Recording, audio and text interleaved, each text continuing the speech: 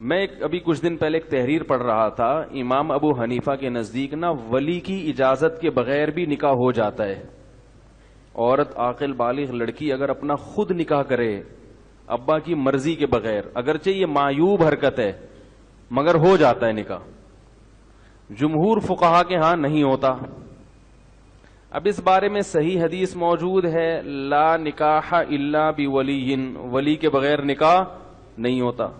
तो इसमें उम्मत के लाखों फुकाहा जो इमाम अबू हनीफा के कौल पे फतवा देते आए हैं उनसे भी बदगुमानी, और खुद इमाम अबू हनीफा के बारे में भी बदगुमानी होगी कि इतने बड़े फकी होकर इतनी वाज़ेह हदीस पर अमल नहीं किया।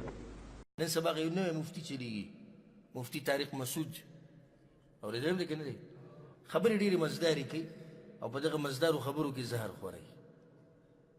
بس دغه شان ناس چې سی وي با کرسي ناس محراب ته کې منبر یو ناشنا خبره وکړه پرو مې اورید و چې جنې و تختی او بغیر د ولینا مشر اجازه نه ورکړ دی ولک سره نکاح وکړي. نو جمهور العلماء داوي يعني اکثر علماء داوي او درې مذهبونه والا امام شافعی مالکی حنبلی دویم داوي چې د دې خزي د نکاح نکېږي. او به دغه شان ویلي इसमें तो बड़ी वाज़ेह हदीस है ला निकाह इल्ला बिवली. देखिए बड़ी वाज़ेह हदीस है पैगंबर सल्लल्लाहु अलैहि वसल्लम ने چې لا निकाह इल्ला बिवली د دې بخپل اقرار کړي. قیامت پر وګوره داخله سے جواب ورکړي.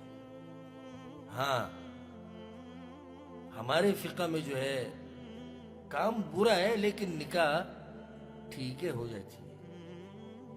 काम बुरा है कार गलत थे खुकीगी بیا وی صحیح دی چې اگر که هغه طرف ته دلائل مضبوط थे واضح حدیث थे, मगर हम लोग इमाम अबू हनीफा पर और फुक़हा किराम पर बदगुमानी नहीं कर सकते.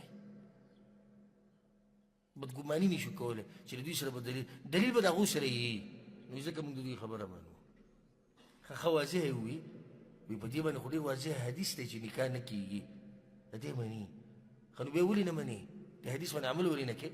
موږ په خپلو فقهاو باندې بدګماني خو نشو کولی که نه.